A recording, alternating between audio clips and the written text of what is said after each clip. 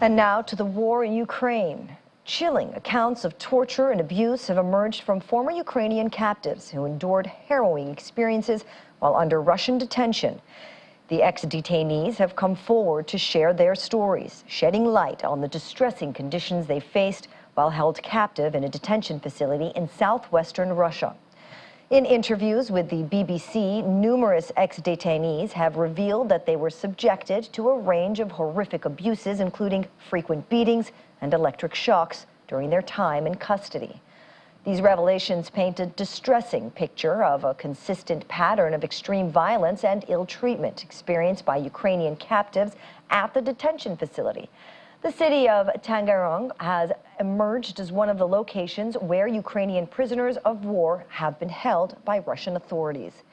The allegations of torture and abuse, if verified, could signify serious violations of international humanitarian law.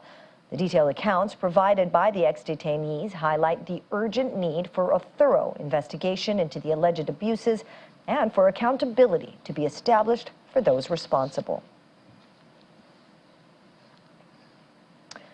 In a troubling escalation of hostilities, Russian forces have carried out a drone attack targeting the port infrastructure along the Danube River in Ukraine's southern Odessa region.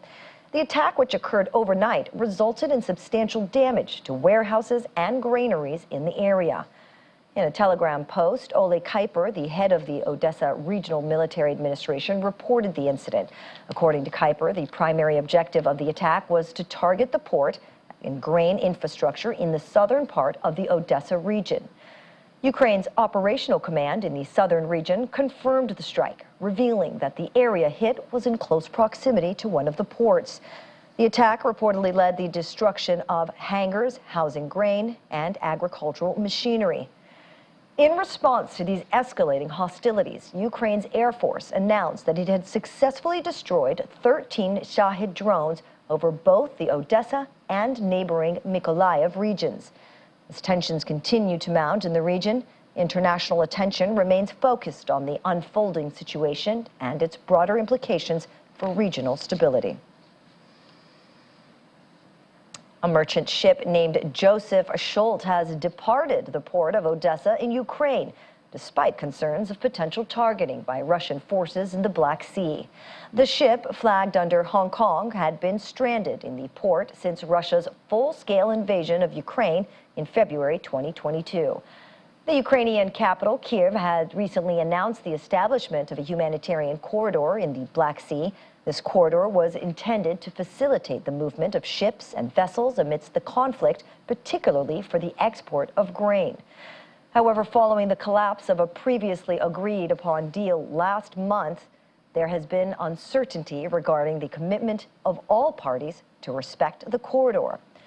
The ship's departure coincides with reports from Kyiv stating that Russian airstrikes inflicted damage on grain storage facilities in Reni, a river port located in the Danube River, approximately 260 kilometers southwest of Odessa.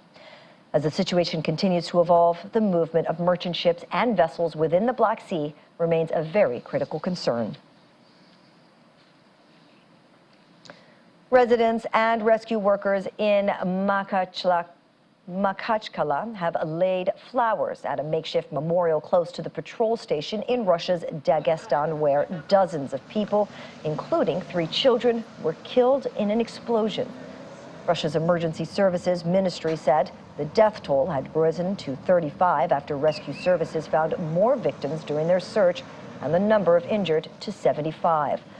Russia's Ministry of Emergency Situations announced that the death toll has climbed to 35 as search and rescue teams discovered additional victims. The count of injured individuals has increased to 75.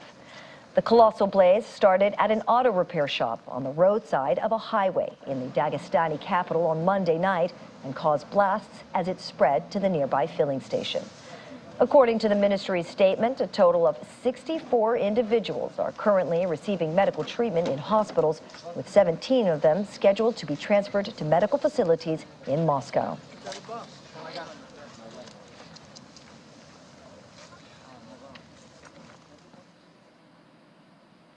Amid mounting concerns over an influx of unauthorized immigrants attempting to cross the border, Latvia's defense minister has issued an order to the army to assist in safeguarding the Baltic countries' frontier with Belarus. A staunch Russian ally, this decision follows a staggering 96 attempts by illegal immigrants to breach the border in a span of just 24 hours. In response to the pressing situation, border guard officers have been urgently recalled from their holidays to reinforce the patrol efforts along the border.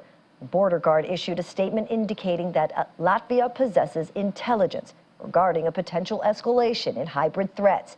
It further asserted that Belarusian authorities are increasingly implicated in orchestrating the flow of irregular immigrants. The European Union member states of Latvia, Lithuania, and Poland, all of which share borders with Belarus, have raised heightened concerns regarding border crossings. These concerns have intensified since the arrival of hundreds of Russian battle-hardened Wagner mercenaries in Belarus just last month. Their presence, at the invitation of President Alexander Lukashenko, has contributed to a deepening sense of unease among neighboring nations.